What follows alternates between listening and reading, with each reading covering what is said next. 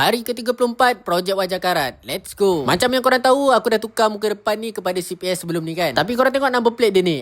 Sakit betul mata. Ni apa benda ni? Boleh pula terlajak ni ha. Sini pecah pula tu, bawah ni pun sama pecah. Aduh, pening ah tengok macam ni. Tukar baru je lah. Alang-alang dekat tangan aku ni dah ada frame plate yang baru. Tapi bukan setakat frame plate je tau. Aku dah order sekali dia punya number plate. Kalau gini punya gaya, tinggal nak pasang je guys. So number plate yang lama ni kita kasih cabut sekarang. Cara nak cabut number plate yang lama ni, jangan ikut cara aku tau.